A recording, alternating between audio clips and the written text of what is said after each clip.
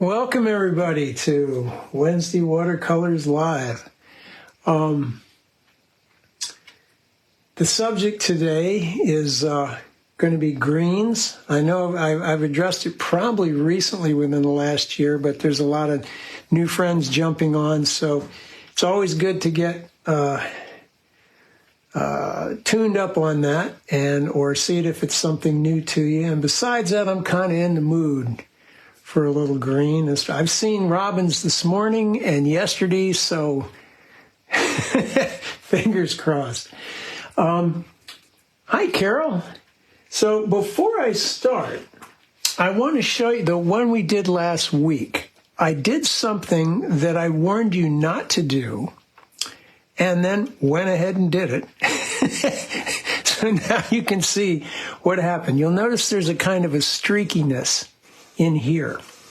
And what we were doing was laying a beaded wash, the basic beaded wash. And I was saying if you wanted to superimpose several beaded washes, that you would want to be careful not to lift the one that is underneath when you're putting the next one on. So one, you want to make sure that the surface is bone dry when you do it.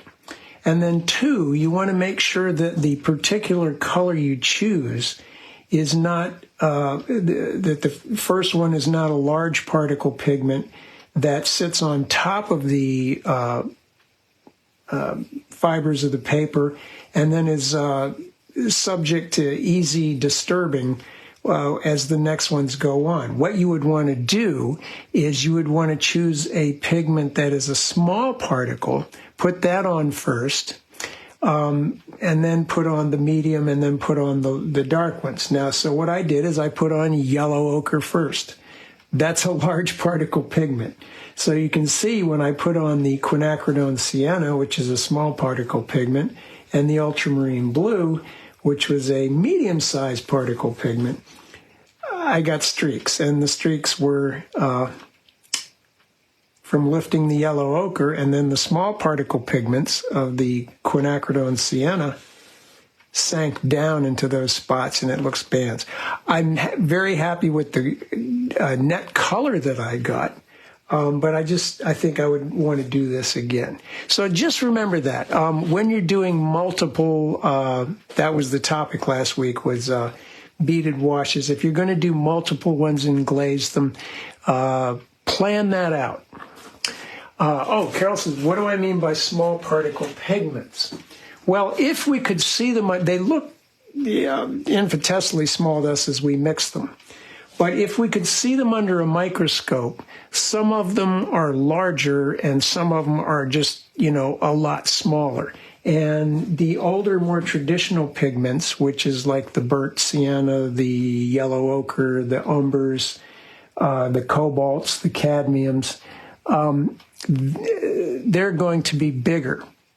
The small ones are going to tend to be the more modern pigments, like the phthalocyanine blue and green, the quinacridones, the alizarins, any of the ones that have a name that sounds very chemically, like isoindoline or benzimidazolone.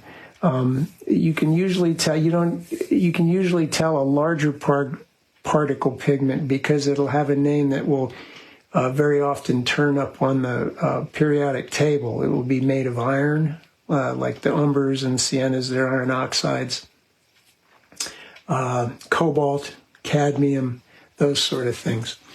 Yellow ochre is an iron oxide. It's just a yellow iron oxide. So that's that. So greens. What's the problem with greens? Well, they're a hard color to make look spacious. In other words, you get a sense of foreground, background, middle ground, which is very important if you're trying to convey a sense of space. That's not the only goal you might have in painting, but if you want to do that, you need to be aware of what you can do to help yourself make a two-dimensional surface look three-dimensional. So here we have a lot of green in this subject here, but there is some variation. We do have a darker green, We do have a lighter green. We do have back way in the background there, we have some grayer greens,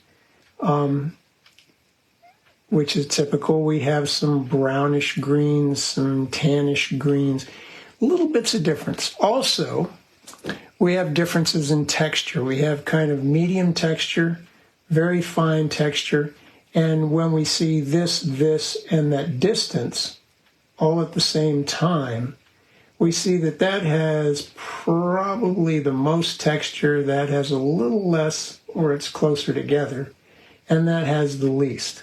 So that's something we could do. Hi, Becky. So, what are other ways we can get some space in greens? Using a green pigment everywhere in the painting will generally result in that green sitting in the same color space, so to speak. Hi, Linda.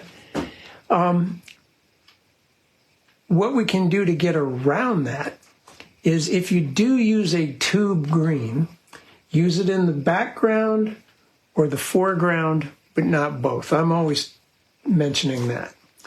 The better solution is to have a selection of blues and a selection of yellows and use a kind of a polarity to mix your greens. So in this chart, what I've got is up here in the top, there's my cobalt turquoise, my going from the greener bias blues to the redder bias blues to the neutral. Hi, Eileen. Cobalt turquoise, Prussian blue, cerulean blue, cobalt blue. I haven't been using that much lately. Ultramarine blue, and this is neutral tint, or maybe indigo would be somewhere between the two. Over here, I have yellow ochre. Over here, I have cadmium yellow light. This is a kind of an earthy yellow. This is a kind of a bright lemony yellow. Down here, I have the Nicolazo yellow, which is a kind of a strong, it's not quite orangey yellow, but it's not quite a lemony yellow either. So, if I mix yellow ochre with the neutral tint, I get this British khaki color. If I mix it with the cadmium yellow light, I get this American khaki color. With the Nicolazo yellow, I start to get a very zippier green. That Nicolazo yellow, as you can see, because it's a very high chroma or a high saturation yellow, vivid yellow, it's going to produce the most vivid greens. The yellow ochre is the lowest saturation yellow, so that gives me the lowest saturation green, depending on which of the blues I mix it with. In between that is the cad yellow light, which is a relatively high saturated value yellow. And that gives me something that's fairly saturated, but not as saturated as the Nicolazo yellow. And there's hundreds of yellows. Just, you gotta have yellow ochre. Nobody can function without yellow ochre. Then beyond that, you need maybe a bright yellow, and there's several good choices there. And then a variety of blues. You don't need maybe that many. I would recommend, when you need dark greens in the summer, which is coming,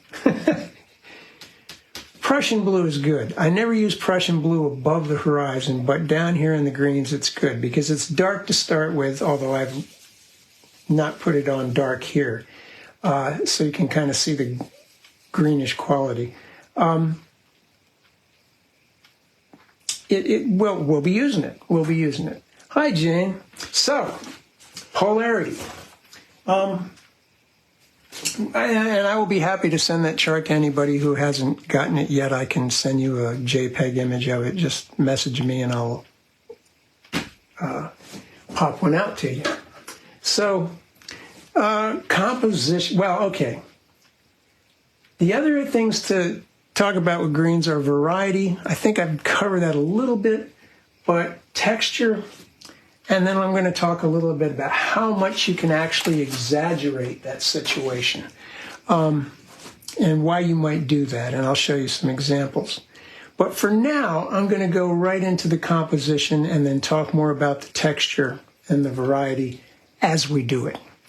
So, as always, key horizontal, key vertical. I've got a little bit of a road there, roughly at the half. Dangerous place, but here's something that helps us out. I've got a vertical, this utility pole, again, slightly leaning, almost at the half. Again, a dangerous thing because we're creating quadrants in our rectangle. But, yeah, let's get it right in the middle. We have these elements. These are electrical hookups at the Van Buren County Fairgrounds so people could park their trailers or whatever and put them there. So what it does, the staggering of those vertical elements kind of creates, and I'm just going to make marks so I can find them later to draw. It's a sort of and then that horizontal, key horizontal disappears. So it's not cutting all the way across. We're getting into a big shape here, which essentially sits in a very narrow rectangle, and I'm just going to give myself the box. Notice that it almost touches this, comes almost over here, picks that up. There's another rectangle-ish shape in there. It looks to be a hay rake, which makes sense going around those bales. We're in the Mondrian stage. So this goes all the way to the bottom. So this, I call it the broken gun sight. Ian Roberts, who's worth looking up on YouTube for his compositional videos or any of his painting videos, he calls it a cruciform composition. And also this staggers, goes dum, dum, dum. So that's a help too, I think. And this comes out at about the bottom of that. So I'm always looking for relational items. Where is this in relationship to that? Then I've got these trees coming over, and because that is wider, this area is wider than that area, it helps us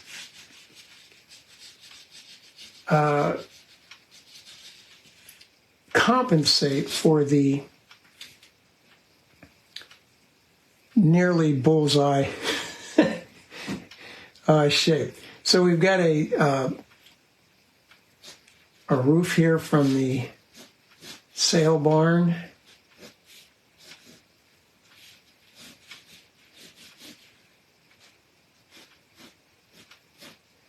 A little bit more of a small bit of a roof showing further on with some open doors and stuff. There's a fence there. There's a pile of hay. Well, I guess I'm going to bring that road down a little further.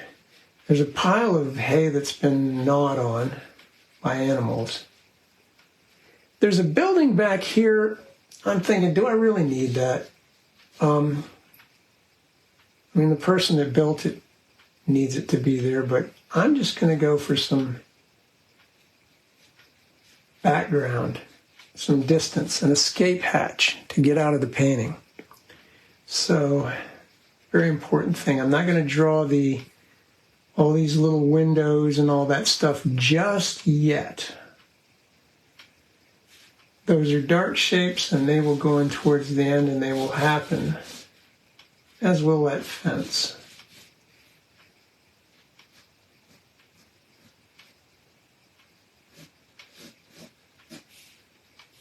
And all the utility wires and all those lovely utility wires. I'm more interested at this point in getting the shapes of these bales.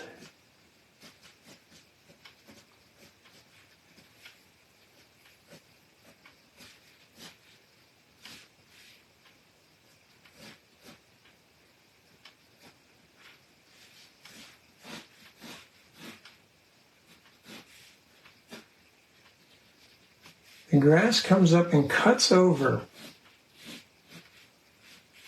the road. It cuts over the front of the bales there. It creates all kinds of fun.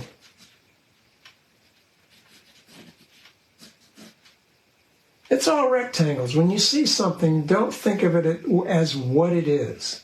Think about what kind of a shape is it. First thing you want to determine is where is it. That's the most important thing. You don't get that right, you can get everything else correct, and it'll be as wrong as can be. The next thing to get right is how big is it. You have very little leeway with where is it if you're trying to be quote unquote realistic. You have a little more leeway with how big is it. You have a lot of leeway with what shape it is. And because you can fiddle around with that and do things that people, there's a third hookup, electrical hookup in there. See if we can get that in. Maybe we don't need that. And then there's the shape of the hay rake, which it's complicated. There's a lot of curves and stuff like that. It's the kind of thing that I think is best painted in towards the end, because happily it's dark with little light highlights, those are easier for us to execute.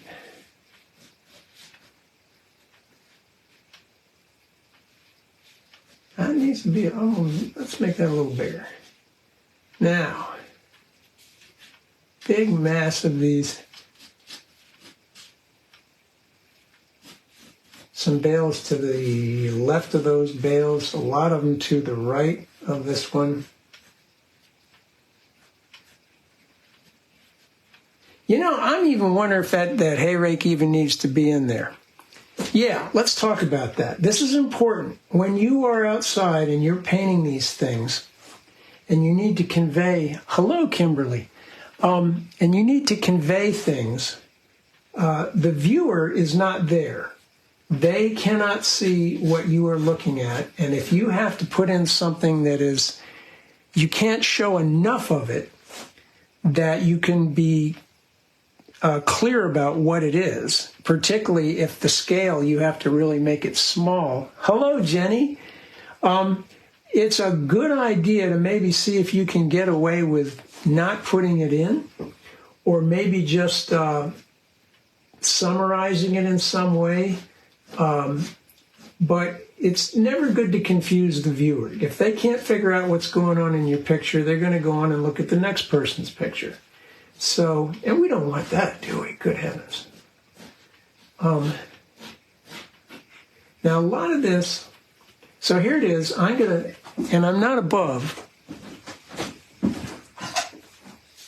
using a ruler when I need a dead straight line, which is actually slightly a pitch for that utility pole. Okay. These I feel I can be a little freer with. There's some grass coming. Now, a really important thing on this composition is these shadows which are coming out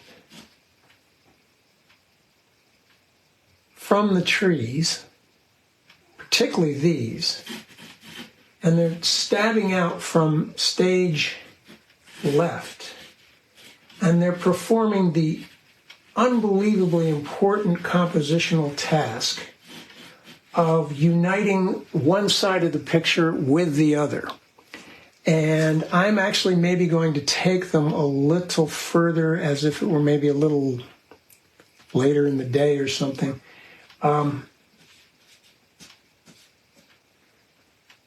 So that I can pull those things together. And there's yet one more item which will break up the broken bullseye even more. So a little bit of, I do kind of tend to want to paint the trees more than draw them. We do have some trees popping up over here, which I like. I'm going to make them a more irregular shape so they don't look like a lump of some green monster sitting on the roof. So you probably can't see a heck of a lot on this drawing. Maybe I can. Is that better? Yeah, that's better. Okay. And then I'm going to start painting.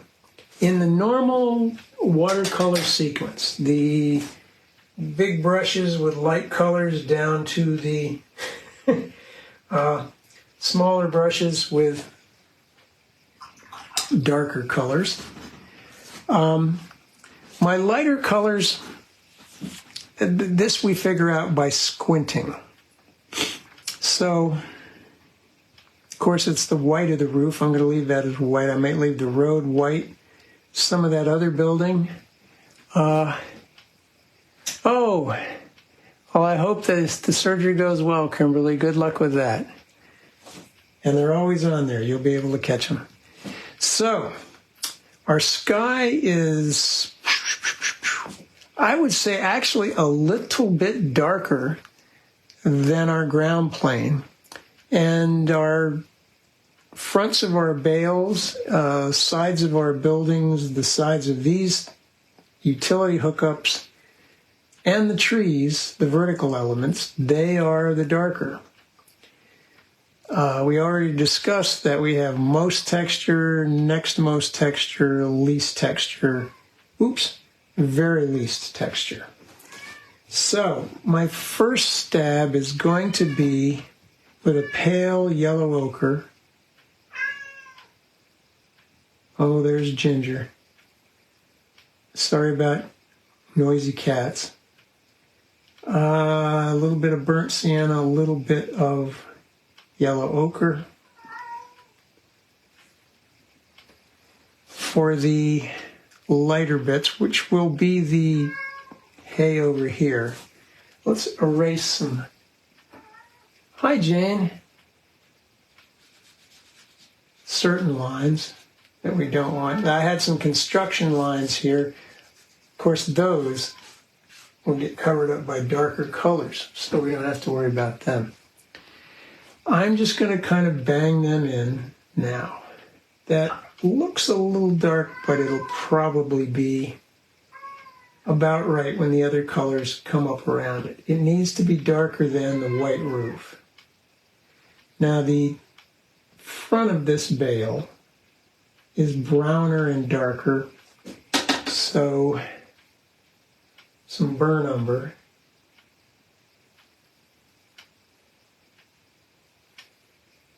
These I'm considering lighter colors because they are runnier mixes. More yellow ochre, some burnt umber.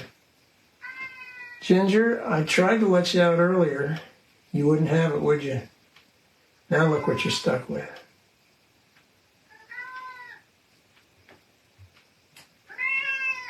Now you gonna come in here and bother Alice? Huh? You haven't paid the daddy tax lately, have you? Come here. Come here. Say hi to the nice people. This is Ginger. Hello.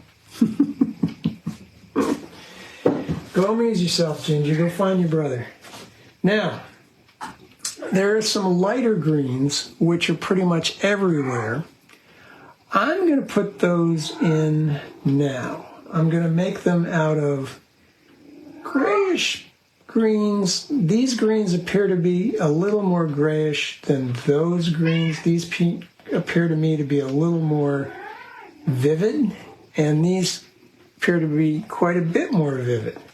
So I'm going to get some, what shall I get?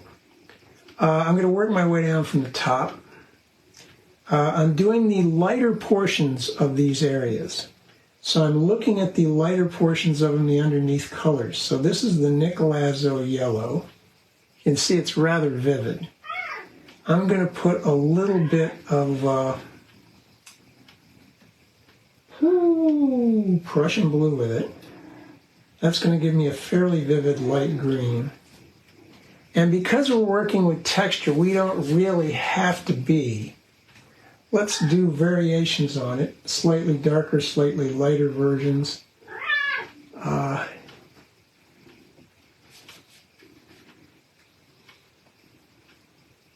Pole is slightly darker, so I don't worry about that too much. Again, this is not the dark portion of the green, this is the lighter bit, the parts that sparkle. Yep, I bring in, I don't want to leave, sometimes I would leave some little white sparkles. I'm going to put a little of that burnt umber in it from the bales, just so that the part that's going further away is not quite as vivid. And when the blue comes in here, I'm going to hopefully get a soft edge.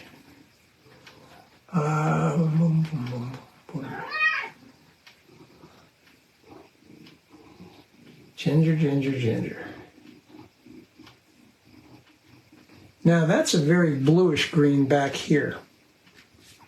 So I'm going to get some ultramarine, mix into that. You're going to see me mixing one puddle into the next. These are slow moving colors. Doesn't move. So hi Eric. I'll probably hit this again. Yeah, I'm going to go just... One of the things I'll do is when I've got a significant distance, and even that's going to be too green. I can see it now. When I have a significant degree of distance between my farthest part and my nearest part, I will often go just straight up blue, like a turquoise or a lavender on the distant greens.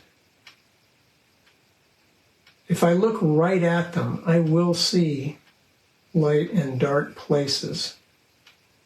And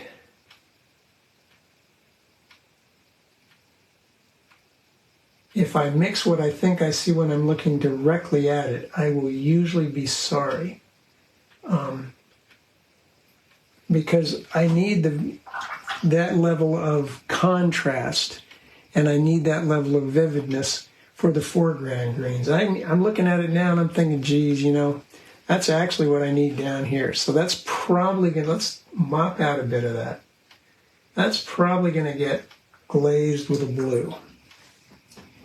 Down here, let's get more of that Nicolazo yellow, our vibrant green biased yellow. I don't want to be quite as vivid as here, so rather than use the Prussian, I'm going to use the ultramarine. That'll give me my... So what I've done is my first one I went that. And this time I'm doing that, so it's not as zippy as this. And again, well, boy, I'll tell you, that looks too zippy now, too. Get some more blue in there.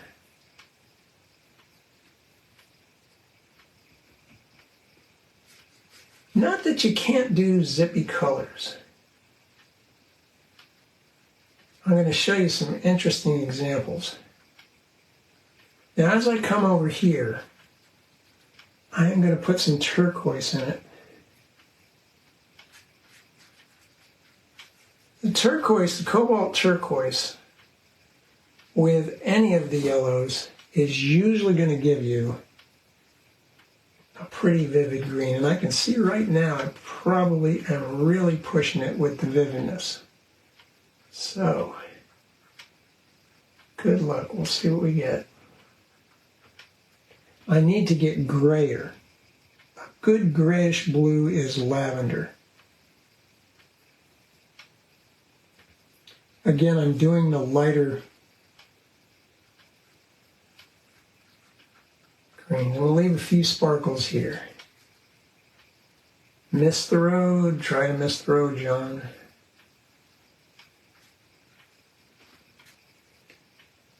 So I'm going to just boom in there with some lavender. Oh, look, my goodness. Get a little yellower.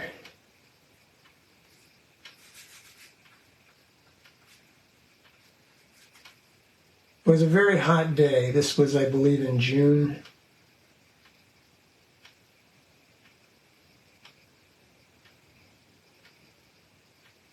When the fair was going.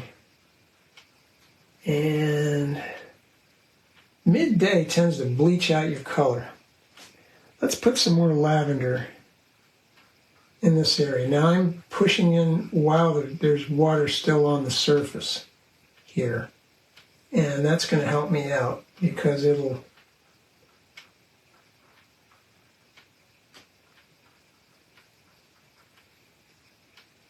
take that from being a distinct mark and it'll turn it into a less distinct mark. And if you get little blossoms and textures, yeah, you're right, Carol. Red would dull it down, but that might take it a little too, a bridge too far. I'm going to get a bit of brown. I'm going to poke it in back here. A burnt sienna might be a better ploy, which is a sort of a red, but it's already dull. It's almost like you don't want to do it in such a way as to over push it, because as you can see, we've got we have a narrow range. There's difference, but it's narrow. Not that you can't exaggerate. I keep saying I'm going to show you the exaggeration examples. I'm going to get right into that lavender, maybe some of the turquoise over here by itself with some of the, and I'm going to do the sides of this electrical connection. I don't need it to be, let's gray it down, neutral tint will take your colors down nicely.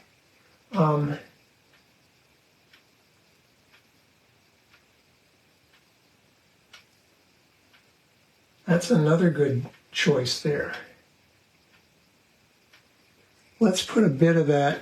That's kind of what's going on with this pole.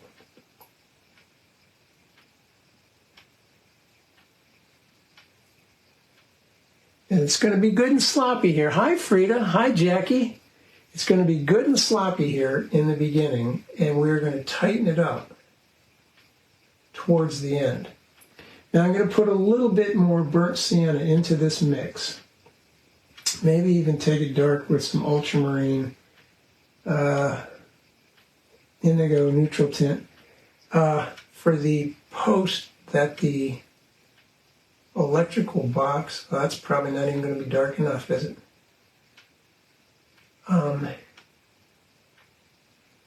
Is on.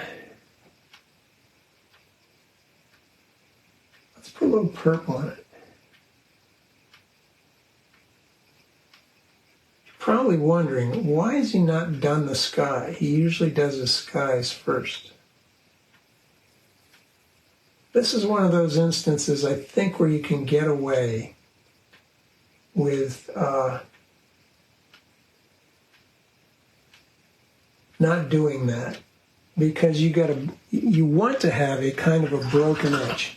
So what I'm doing now is I'm sort of moving towards, oh, look at these lovely broken edges I'm getting. So here's where we can have some fun. There's still some water in this, on that surface. And we start splattering paint at this. We're going to get, it's going to sort of melt in and hopefully create some of that. Let's even get a darker, let's get some Prussian in that mix. Some of that texture.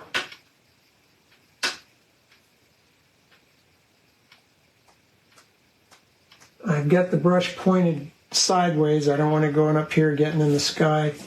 If I want birds, I'll make them deliberately, if I can help it. Doesn't matter, we can get some into the... It's too early for that anyway. Let's get a little bit of lavender put in there. And hi, Cindy.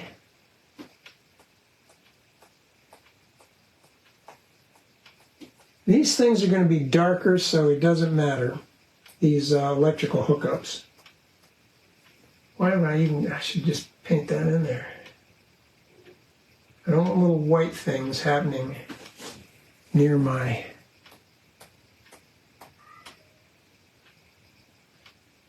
I'll leave some of those little sparkles because there are some sparkles there. We probably will do more splattering as we go later. This is one of those things you can do lots of this and just have fun with it. Here I can point out because I'm not too close to the sky there. I do need to, now that I look at this, there are, going to get some pale turquoise, very, very, very pale, maybe a little lavender, some water, and ultra, ultra, ultra, ultra pale. The wrap on the bales.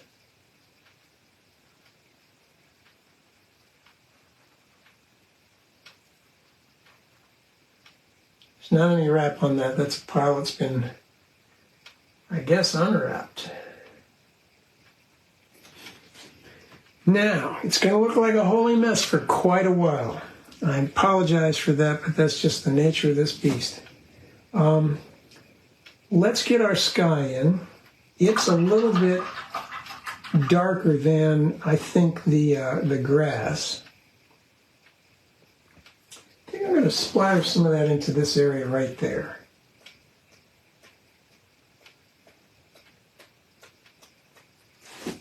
I might even disturb it with my brush. You can also splatter water if you really want a light spot.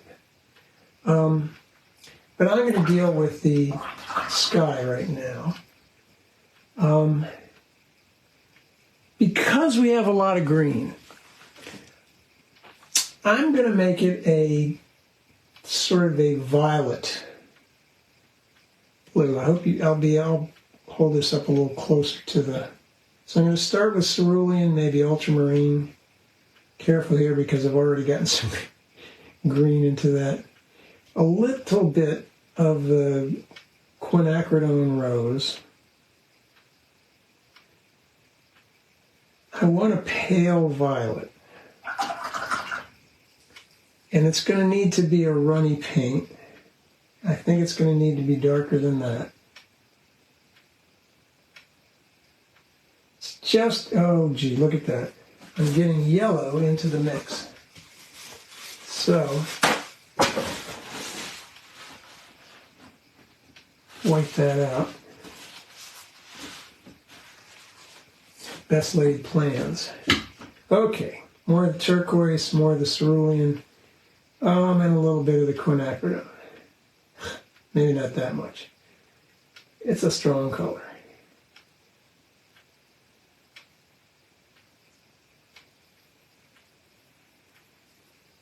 I probably could have got what I wanted just by using lavender and water. Hi, Jen. Let's try just throw some lavender in there. What the heck? Yep. See, lavender and water probably would have done it. Now, I'm going to need to get, well, let's make a lot. Let's make a lot. You'll be sorry if you run out. Okay? And we can modify it for the side of that building. Get the bigger brush. By the way, if you do get yourself a good squirrel brush like this, as you paint and you finish a painting session, there'll be even if you rinse it out, there'll be minimal amounts of gum arabic in there and it'll make it hard. Don't stab it down into your water bucket to get it loose again because you will eventually break off the hairs. Gently slosh it and maybe touch it against the side without pushing down on the point to get it loosened up. It's like an old person's bones. You don't want to like get on a trampoline first thing in the morning. You need to do a little Tai Chi or something. Okay, here we go, our sky. Yeah, glad I mixed up extra. I don't care if I get into the darks over there, because it's dark.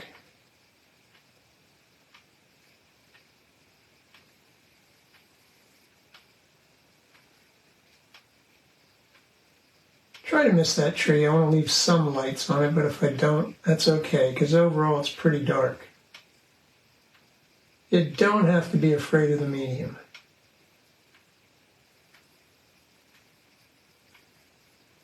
I'm going to walk that down onto those trees that I needed to be very gray and far away. And it rhymes, doesn't it? Going to get the side of some of this, well, I need a darker blue-gray for the sides of these buildings, don't I? Okay, so let's rinse that, put them off to the side, add to this, take some of it over here. Can we see? Oh, I guess you can't see that. I'm going to take some of that over to the side here. I'm going to move a little bit ultramarine. And what I'm doing is I want a darker version of it, because I'm going to do that side of that building. Let's even put a little bit of dull red in it, burnt sienna. Or let's just get some of that. Okay, here we go. Lavender, burnt sienna. That's the color.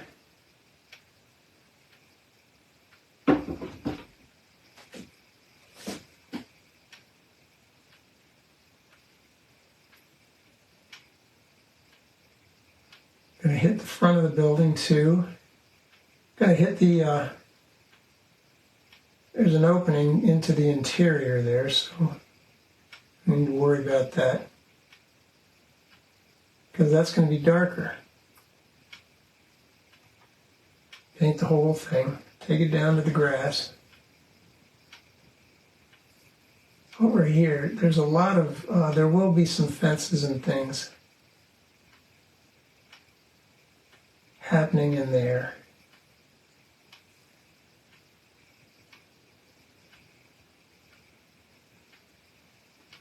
That looks, maybe all right.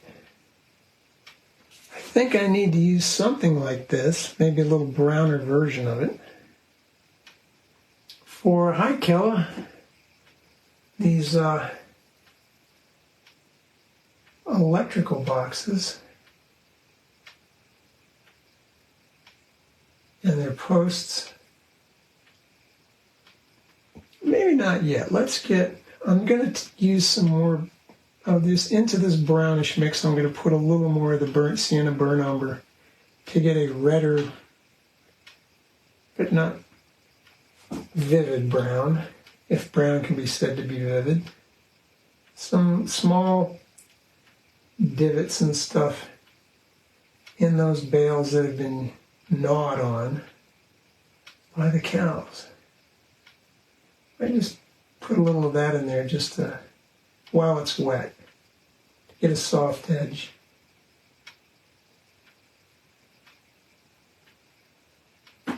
Also on the front of this bale, I'm going to put a little yellow ochre into this, and a bit of burnt sienna, and maybe a bit of neutral tint to get a kind of a dark. See, I'm moving towards my medium values.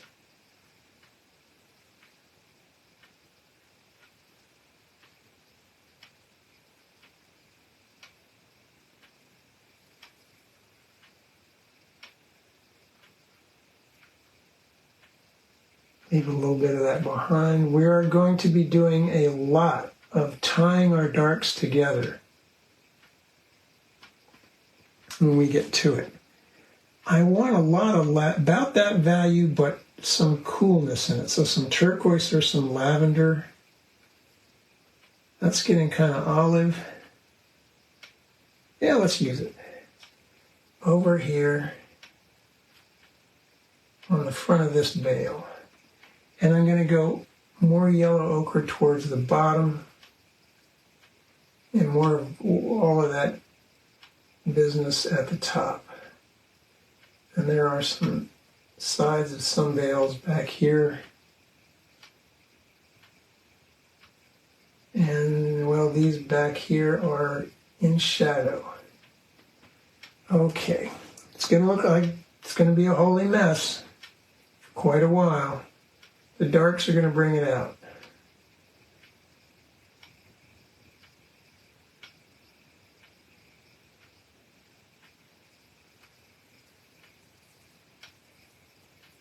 Okay, now let's start in on some of our darker. Oh, thank you, Jen. Thank you, Jane. We're going to work towards some medium greens now. A darker green in here, so it wouldn't be the very lightest bits, but it'll be the next darkest. Good place to go, your darker blues. Ultramarine.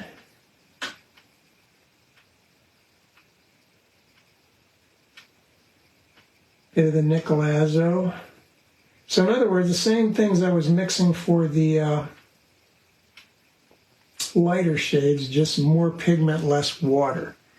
And I'm using this stiffer, but still fairly large brush because it's going to give me a broken mark, I hope.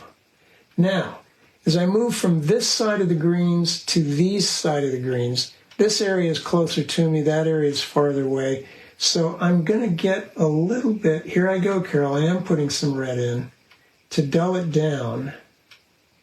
Another way I could dull it down, is some neutral tint. So I need to be kind of broken with this stroke. Going to be up, let's pull down on the pole because I know that's going to be straight line.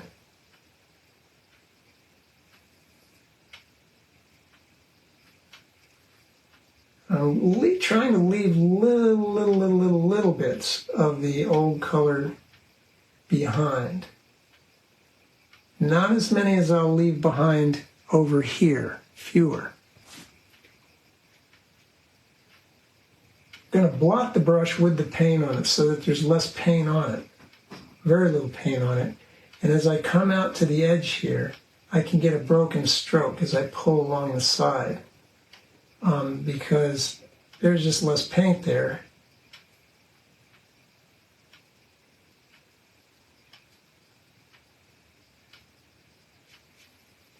And it'll be easier to get a small mark as opposed to something with a big broad area or something. Now, a little bit of the lavender from that sky with that paint. I'm going to do that. Lots of the lavender. A grayer still because that tree is distant compared to that. Let's see. Something back here, what the heck? Just try to keep it straight, John. And try not to make it a lump. Okay. Now what I can do is get right into my ultramarine and start tipping in. I call it tipping because I'm using the tip of the brush. Some of the darker areas on it while it's still wet. So you notice I'm using creamy paint right out of the pocket. And this is giving me a little bit more texture. Just trying to look where it is, the size of the bits. Down here where it's wetter, it's going to bleed in. So I don't need to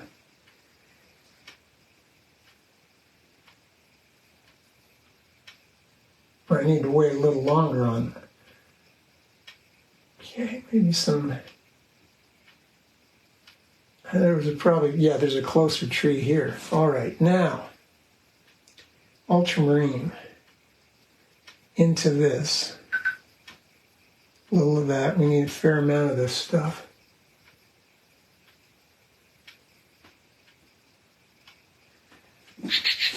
I'm going to use the side of the brush, hold it down here, and very scruffily take advantage of the texture of the paper. Lay onto the side.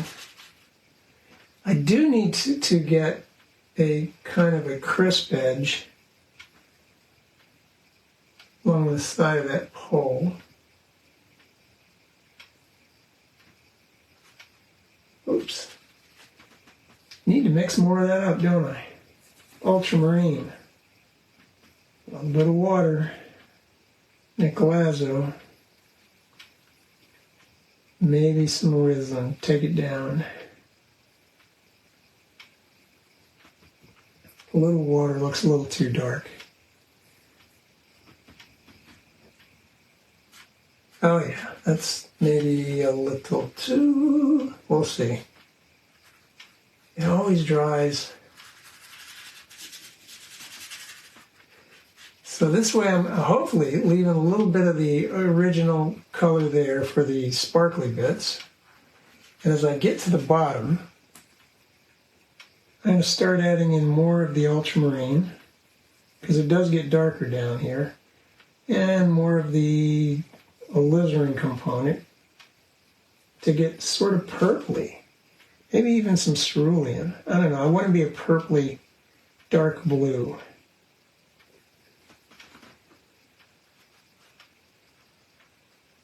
And this is where I'm going to start framing and, so to speak, finding, rinsing that. I'm going to go right into the cerulean and put it in there. I want some, either one, cerulean or get a bit of that. I want it dark, but I want it more colorful than the green that the light is hitting. Because typically on a very sunny day, the light will bleach out the vividness of a color, and it will show up more in the shadows or partially illuminated areas. So the most vivid greens will tend to be, I hope, in the shadows and not the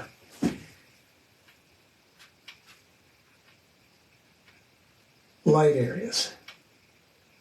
Some in the midtones. Actually, sometimes the transitional area from the midtones to the, or the dark tones to the midtones and the light tones. And by tones, I mean value.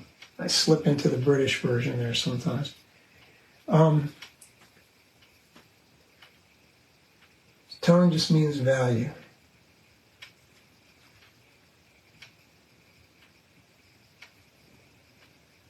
Should make an interesting shape. An irregular shape, not all the same size. Let's have some dark branches or leaves coming across the front of the pole. Overlap always says space. Roxanne, hello. I need some darks down there. Just looking for where can I find darks.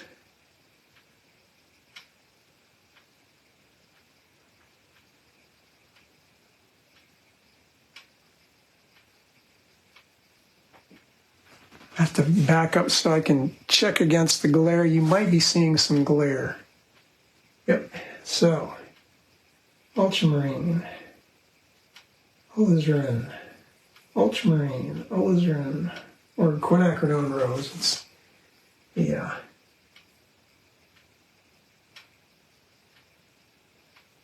So I'm gonna sacrifice that hay rake because we don't have enough room to say what it is. And I'm going to start trying to frame that utility hookup.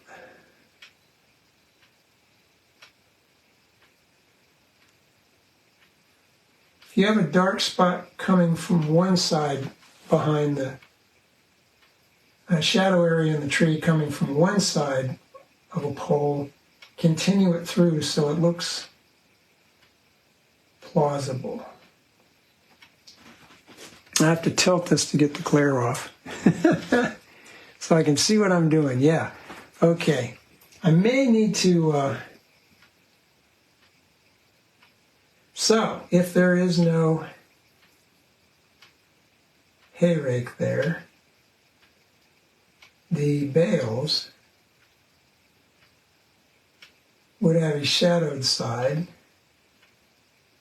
that side, and they would be casting a shadow that way. Now let's get some of this and let's just splatter it too.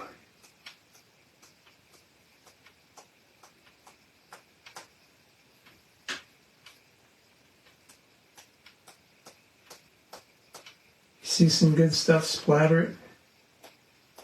Be careful not to get it in your sky. Okay. We're going to get there. Some blues, turquoise, cerulean into this mix here to make a pale, medium, grayish blue. I want to do the shadowed sides of the bale wrap. That should be casting a shadow too, shouldn't it?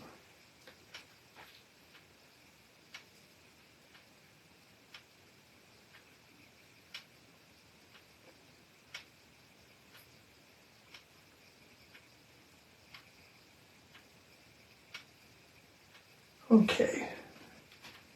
These bales, theoretically,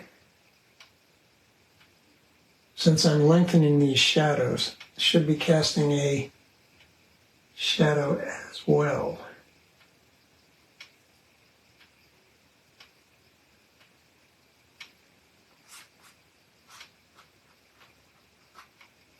Now, what's happening? There's some sort of foliage here. I do need to do the darks inside the building. I'm going to get some burnt sienna and some Prussian blue, mostly Prussian blue. I need to make a warm dark. Let's try indigo.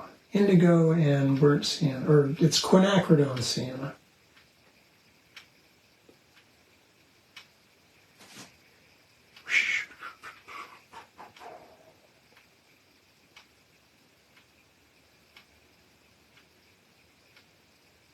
Leave little bits of it showing.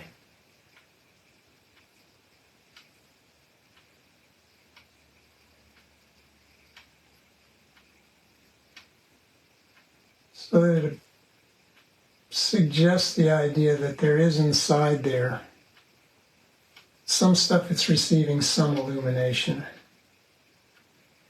Let's put a little more blue in it, some ultramarine. Take it over here, get it a little lighter. And the further away building, that's lighter still. Let's put some lavender in it.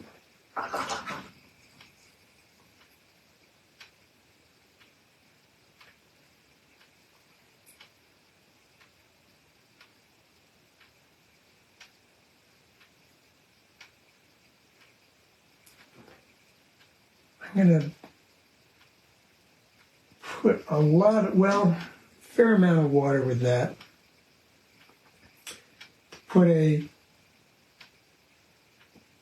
Those kind of buildings don't have much in the way of eaves, but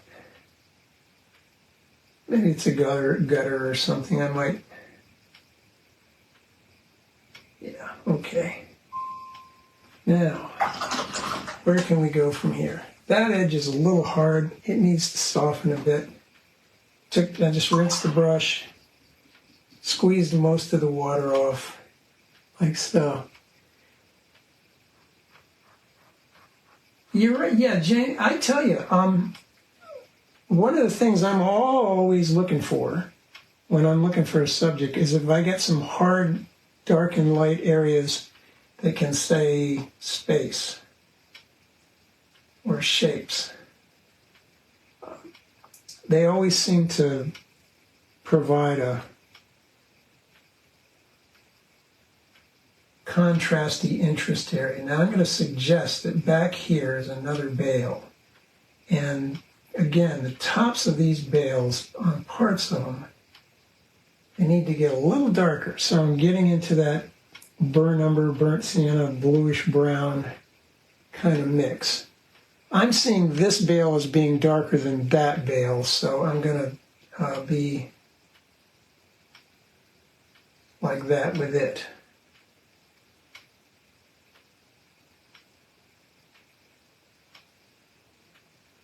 There's some serious darks back over here too, isn't there?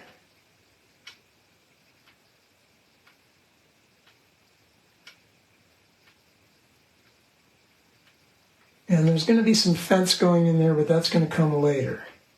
Now the bottom edge here, I want to suggest that there's grasses coming up. So I'm just going to rinse, squeeze, and push up like that. Let's see what's happening here. Okay, I think what I want to get to next. I know a couple do paint along. It's probably a bit quick.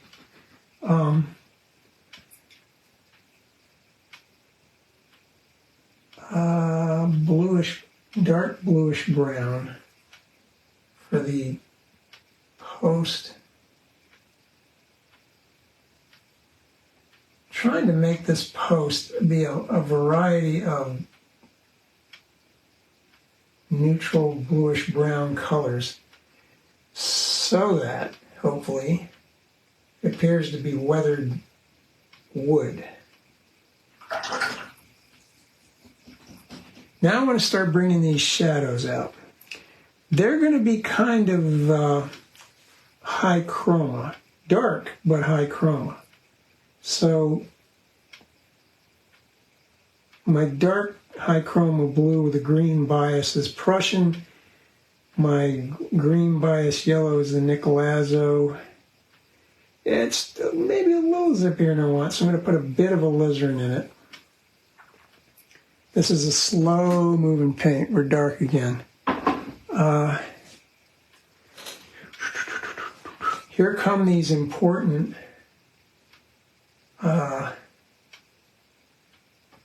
connective darks. That pole ought to be casting a bit of a shadow.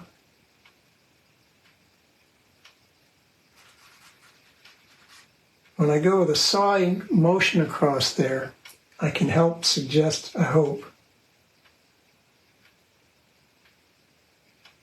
texture of the grass.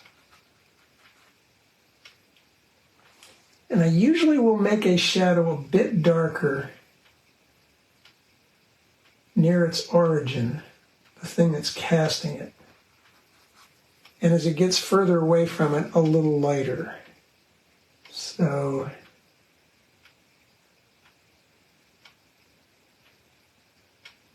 here we go. Here we go. Well, let's put a little more blue in it while it's wet.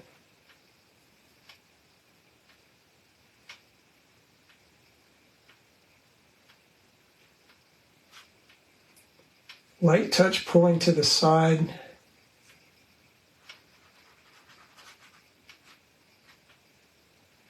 Some of that. Now that post, doggone it, that should be casting a shadow too, shouldn't it?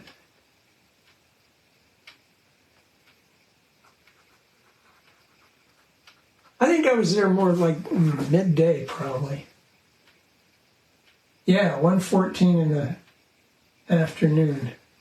So the shadows are not going to be that significant. I'm going for like about T plus 60 here. The spacing on these things,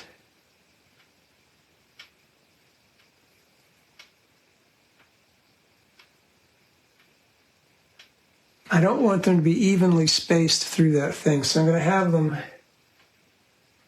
one about like so. And I'm going to pull up at the tops of it. Not so much the bottom, because I think the bottom it looks nicely broken. That's going to be the short one. And then I'm going to put a little more blue and a little more purple in this wider one. And it's kind of close to it. It needs to go all the way back off. Yeah, we don't want it to be in isolation as if there's a UFO casting that shadow above it or something. And I'm going to pull it out past here.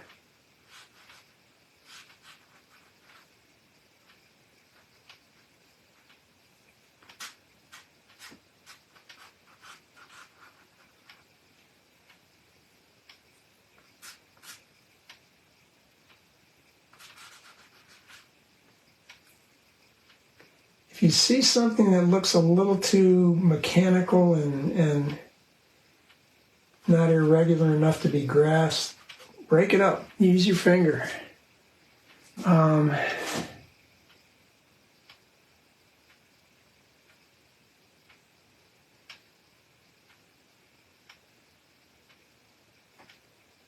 going to get a bit more purple in that by putting some red and blue into it. And then back here at its point closest to where the trees are that's causing it, I'm going to make it a little more dark. I could actually just put that in a bit of water and do some, what's that? Oh, we'll make it something. Splattering. You also, again, pull that up. Get a grassy effect.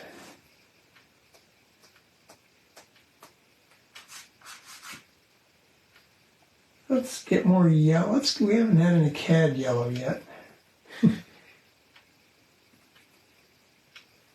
Get some.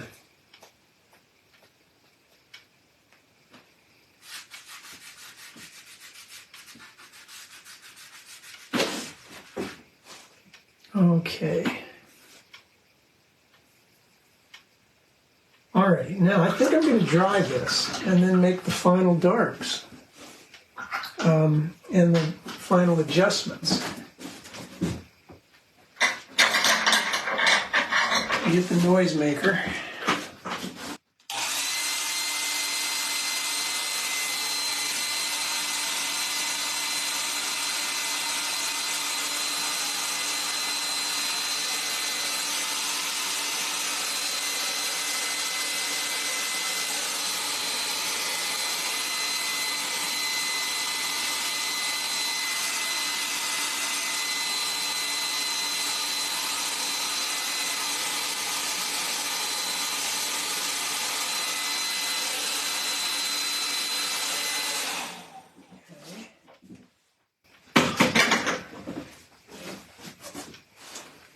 Now, what can we do?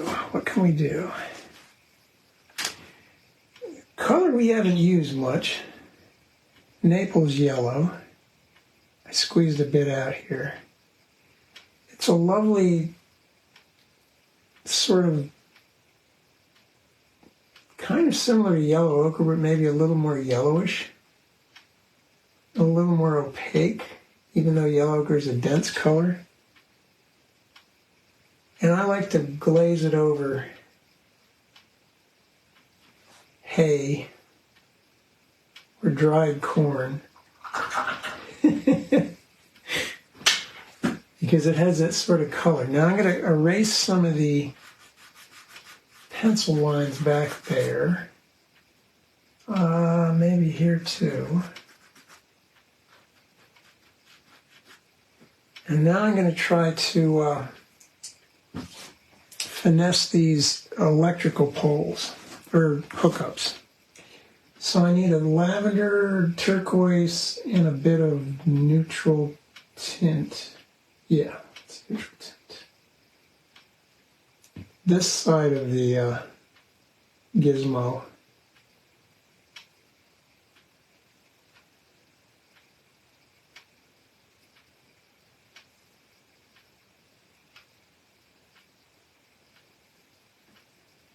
Yeah, they look like they're a little more hard light.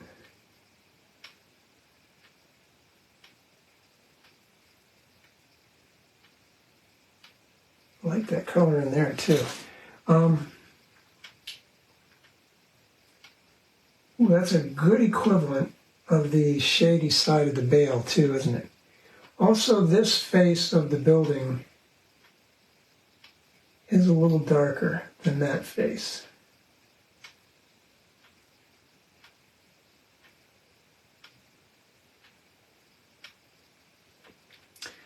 A lighter version of that, and perhaps maybe a more turquoise version of it. So more water and a little bit of turquoise to make the face of the box. Okay, and what I can't get bang on, I'm going to get this. I want darker, so I'm going to glaze the whole thing with that. The distant trees, I think, are going to need to go cerulean glaze, make them really blue, because they're still too green. So they don't look like they're Eastern Van Buren County. There we go, that's better. The utility pole, I'm going to put a bit of burnt umber into that mix to get a grayish brown. Parts of that pole I'm going to darken so that it gives the impression, I hope, that some shade is going across parts of it, but not others. The poles, the wood pole that the electrical box is on, just not dark enough. Ultramarine, burnt umber.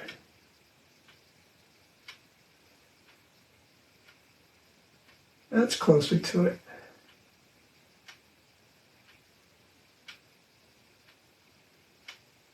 There's some sort of band tying it on. It's a lower portion to the box.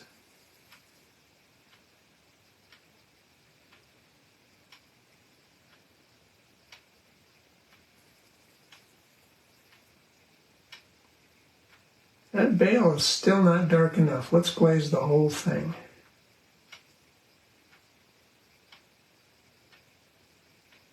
And this one too at the bottom.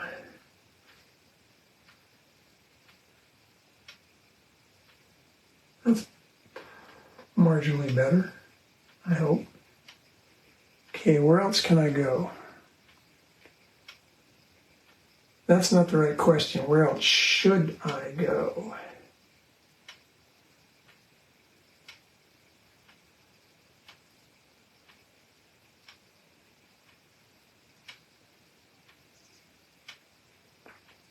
Connecting my darks. I've got a dark, dark, dark, dark, dark, dark, dark, and we're trying to pull them across and make them connect. I think a lot of water and some grayish green paint suggests some taller. Let's get some of this and a lot of water. Suggest closer to us there are some taller grasses.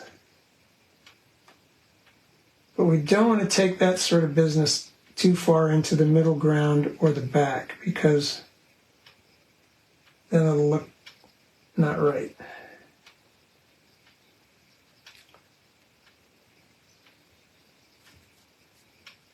Where else? Oh, darn it. A little bit of orangey burnt sienna.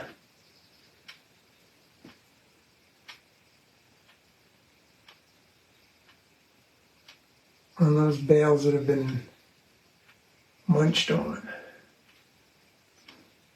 That looks funny. I think I need some really, really darks in spots. So I'm going to wipe this out to make room. Going to get my darkest blue, which would be indigo. Alizarin, deep, deep purple here. Sort of a burgundy color. Or a Bordeaux color. There are some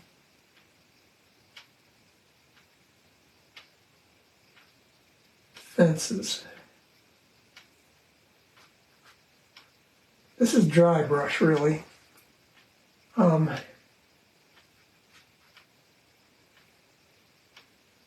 That paint, if I were to pull it on a piece of paper like so, you could see it's very thick, so it makes a broken stroke.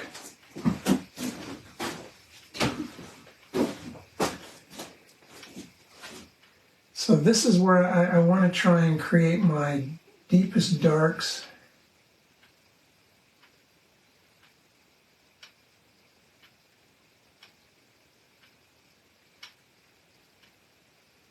I'm not going to splatter them. I hope I shouldn't splatter them all over the page. I should keep them where the shade is deep.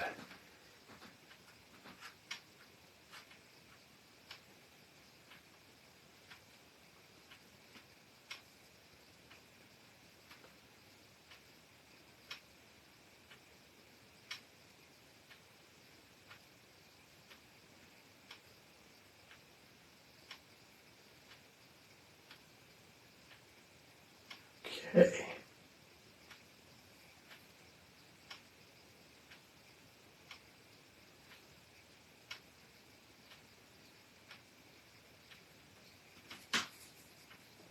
Green. Deep green.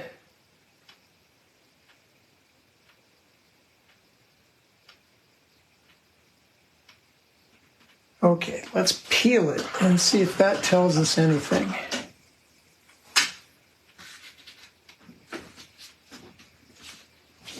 Tells me I got to get tuned up for summertime.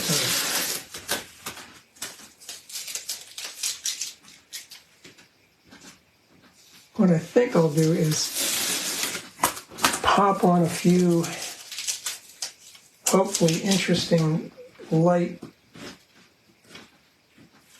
marks.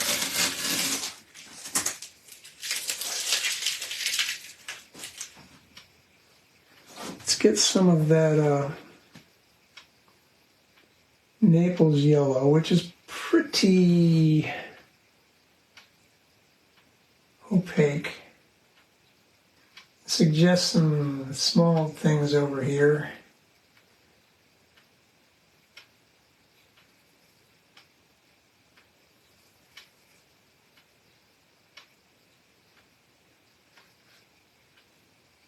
Some of the bits of the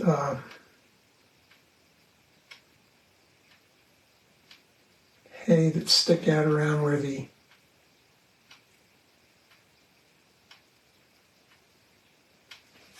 bale wrap doesn't cover them. I want to get some rinsing that off, drying the brush, maybe get some white highlights.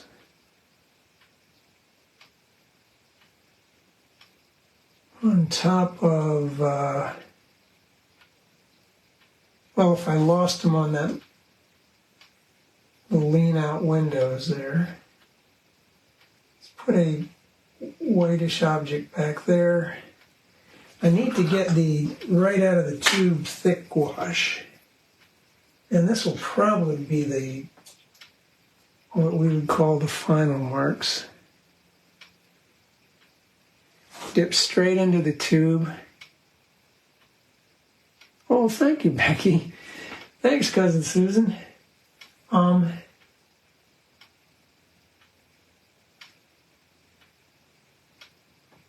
Tops of the electrical hookups catch a little light.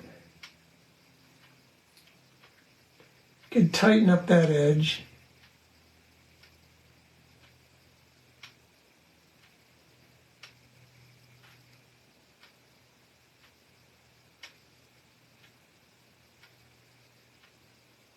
Could suggest a fence.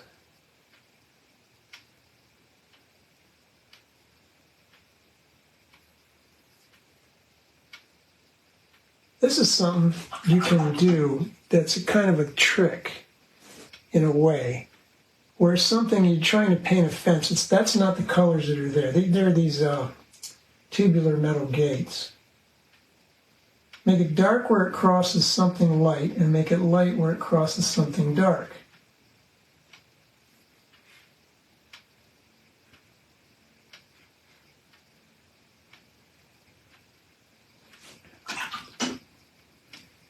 There are some, let's see, where else could we have? Any place you would like to have had a highlight but overshot it, which happens. Something there, and let's do the very, very last thing. Let's put some utility wires in there, which is another. I'm going to get that funny brush that has the very long point. Get that deep dark color we used in there. And these are just another left to right connector. And that the little bit that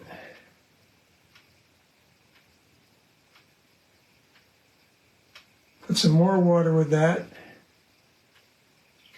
There's a group that's running across further away. Use the Shakespeare stroke. "'Twere done, 'twere best done quickly." I think a bit more splattering in here would be nice, but I'm going to look at it. Or let's see, what about some dry brush similar to what we did with the cast shadows, but lighter.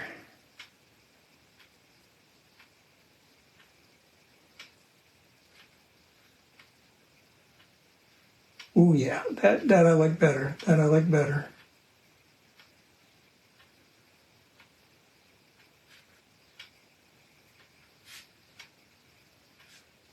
Okay, yeah. I think these shadows here probably could be a little deeper in spots, maybe.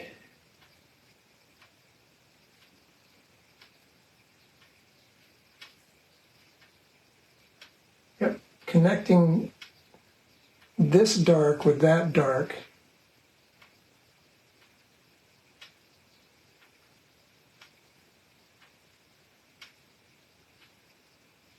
Maybe the oddball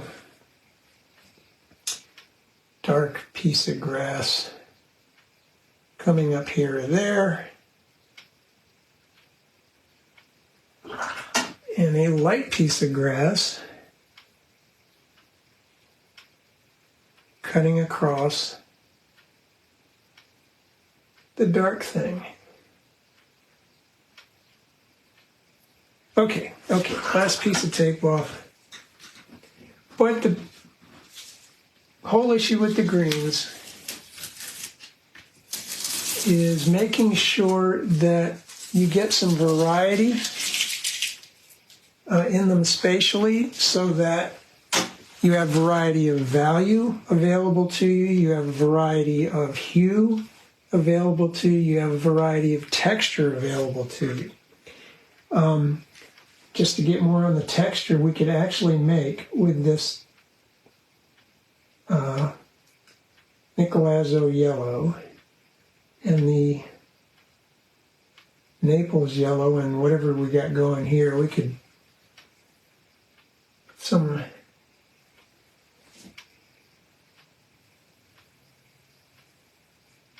little loose leaves here and there.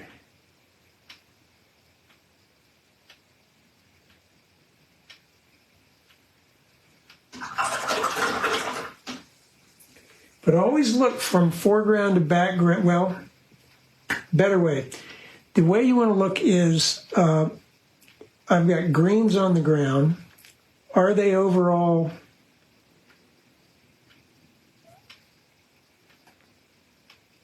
more vivid, less vivid, lighter, darker than another area? So you want to see the tree area, the grass area, the distant tree area, the mid-distant tree area, and get those differences. I think I probably could have gone a little grayer on that. Perhaps maybe a little more vibrant on here. So I'm just going to glaze those so they come forward. Now they're more vivid than those.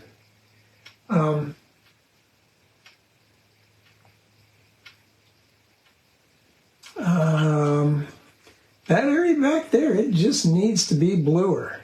I want to give it another glaze of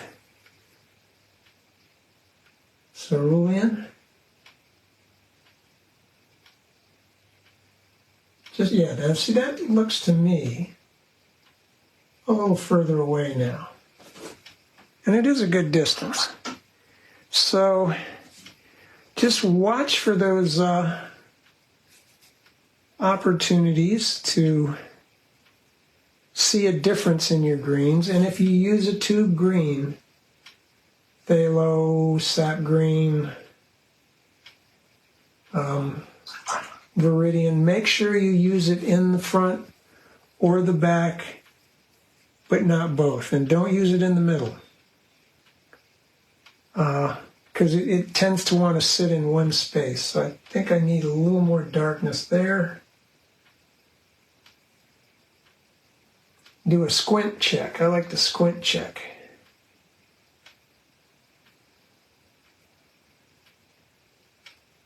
So, greens. Have a variety of yellows. Yellow ochre, cad yellow light, nickel yellow, something like that. You know, earth yellow, a lemony yellow, a more vivid orangey yellow. Have a variety of blues. You don't need that many. And have like a neutral tint or a Payne's gray or an indigo to make some really, really subdued greens, which you need these sometimes. And just remember, the more vivid your blue component and the more vivid your yellow component, the more vivid the green will be. And vice versa, the duller your blue component, the duller your yellow component, the duller the green will be.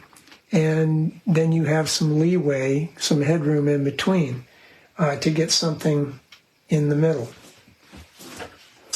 So, hope you guys enjoyed that. I enjoyed thinking about the coming warmer weather. I'm geared up for that. I'm just looking forward to it. Hope you're all staying warm, staying safe, and staying sane. And by all means, if you have a subject that you'd like to try or that's giving you fits, and you'd like some, how would we do this sort of, type thing, shoot a line to me, and I'm always happy to do those sorts of things. So take care, and see you next week. Bye-bye.